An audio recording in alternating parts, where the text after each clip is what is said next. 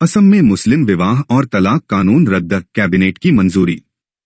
Assam cabinet ने शुक्रवार को राज्य में रहने वाले मुसलमानों द्वारा विवाह और तलाक के पंजीकरण से संबंधित 89 साल पुराने कानून को रद्द करने का फैसला किया।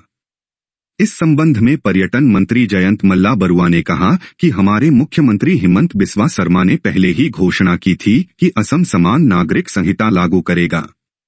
आज हमने असम मुस्लिम विवाह और तलाक पंजीकरण अधिनियम 1935 को निरस्त करने का निर्णय लेकर उस दिशा में एक बहुत महत्वपूर्ण निर्णय लिया है। पुराने कानून में क्या था प्रावधान? अधिनियम में मुस्लिम विवाह और तलाक के स्वैच्छिक पंजीकरण का प्रावधान किया गया था और सरकार को ऐसे पंजीकरण के लिए आवेदन करने पर मुस्लिम व्यक्ति को मुस्लिम विवाह और तलाक को पंजीकृत करने के लिए अधिकृत करने वाला लाइसेंस देने की आवश्यकता थी। पर्यटन मंत्री बरुआ ने कहा कि आज के फैसले के बाद अब असम में मुस्लिम विवाह और तलाक को इस कानून के तहत पंजीकृत करना संभव नहीं होगा।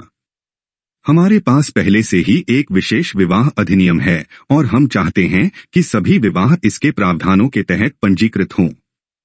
शादी और तलाक तय करने वालों के अधिकार खत्म कर दिए जाते हैं। मंत्री जयंत मल्ला बरुआ ने कहा कि वर्तमान में असम में 94 अधिकृत व्यक्ति हैं जो मुस्लिम विवाह और तलाक का पंजीकरण कर सकते हैं, लेकिन कैबिनेट के फैसले के बाद जिला अधिकारियों द्वारा इसके लिए निर्देश जारी करने पर उनका अधिकार समाप्त हो जाएगा। बरुआ ने कहा, चूंकि ये लोग विवाह और तलाक का पंजीकरण करके आजीविका कमा रहे थे, इसलिए राज्य कैबिनेट ने उन्हें 2 से 2 लाख रुपए का एकमुश्त मुआवजा देने का फैसला किया है। इस कानून के तहत बाल विवाह कराए जा रहे थे। बरुआ ने कहा कि समान नागरिक संहिता की दिशा में एक कदम आगे बढ़ने के अलावा कैबिनेट ने महसूस किया कि इस अधिनियम को निरस्त करना आवश्यक है, जो पुराना हो चुका है और ब्रिटिश काल का है और आज के सामाजिक मानदंडों से मेल नहीं खाता है। मंत्री ने कहा, हमने देखा था कि इस मौजूदा कानून का इस्तेमाल स्वीकार्य उम्र से कम उम्र के लड़के और लड़कियों की शादी को पंजीकृत करने के लिए किया जा रहा था।